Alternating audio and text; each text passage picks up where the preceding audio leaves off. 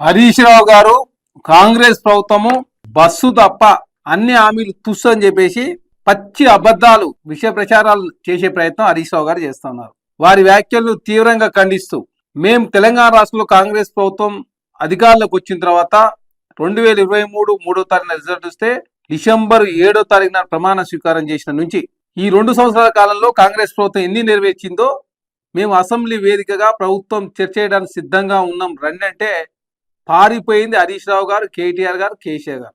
తెలంగాణ రాష్ట్రంలో కాంగ్రెస్ ప్రభుత్వం దేశంలో ఏ రాష్ట్రంలో ఇయ్యని విధంగా సన్న బియ్యం తెలంగాణ రాష్ట్రంలో ఇస్తా ఉంది. దాని ద్వారా 10,000 కోట్ల రూపాయలు రాష్ట్ర ప్రభుత్వం మీద భారం పడతా ఉంది. ఉచిత బస్సు ప్రయాణం ద్వారా నెలకు 300 కోట్ల రూపాయలు రాష్ట్ర ప్రభుత్వం ఆర్టీసీకి రియంబర్స్మెంట్ చేస్తూ ఉంది. ఇప్పటి వరకు దాదాపు 7,000 కోట్ల రూపాయల పైచిలకు రియంబర్స్మెంట్ చేశారు. 200 యూనిట్ వరకు ఉచిత కరెంటు, 500 రూపాయల గ్యాస్ సిలిండర్, అదే కాకుండా 21,000 కోట్ల రూపాయల రుణమాఫీ, 70,000 ఉద్యోగాలు ఎక్కడ చిన్న పేపర్ లీక్ జరగకుండా 2012 నుంచి 2026 వరకు గ్రూప్ 1 జరగలేదు. 2 సార్లు బీఆర్ఎస్ ప్రభుత్వంలో చేసే ప్రయత్నం చేసి 2 సార్లు రద్దయిన పరిస్థితి మనం చూసినాం. 562 ఉద్యోగాలు రాష్ట్ర ప్రభుత్వం ఇచ్చింది. ఎక్కడ కూడా చిన్న పేపర్ లీక్ జరగలేదు. మొన్ననే హైకోర్టులో డబుల్ బెంచ్ తెలంగాణ రాష్ట్ర ప్రభుత్వాన్ని సమర్థించింది టీజీపీఎస్సీ.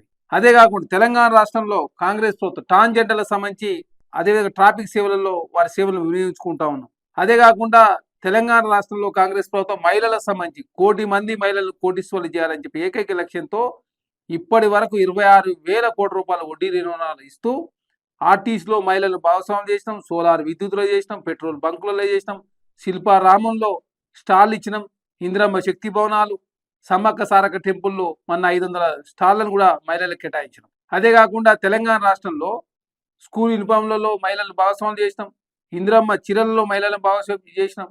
మీరు ఇందిరమ్మ చీరలు కాంగ్రెస్ ప్రభుత్వం 800 రూపాయల చీర ఇస్తూ ఉంటే ఆనాడు బతుకమ్మ చీరల్లో అవినీతి పాల్పడేది మీరు.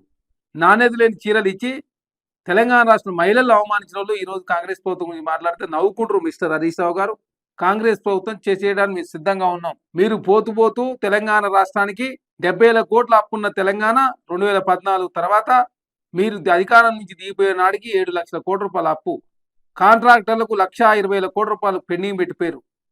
అది ఆరోగ్యశ్రీకి సంబంధించిన నిధులు కావచ్చు, అదే కాక విద్యార్థుల రియంబర్స్మెంట్లు కావచ్చు, కాంట్రాక్టులకు సంబంధించిన నిధులు కావచ్చు, సర్పంచ్లకు సంబంధించిన నిధులు కావచ్చు, అదే కాకుండా విద్యుత్ కొనుగోలుకు సంబంధించినటువంటి బాకీలు కావచ్చు, సింగరేణి సంస్థకు సీల్ చేయాల్సిన నిధులు కావచ్చు.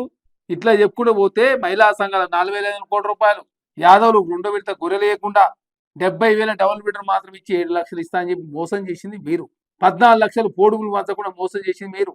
దళితులు ముఖ్యమంత్రి చేస్తానని చెప్పేసి మాట ఇచ్చి మాట తప్పింది మీరు. దళిత ఉప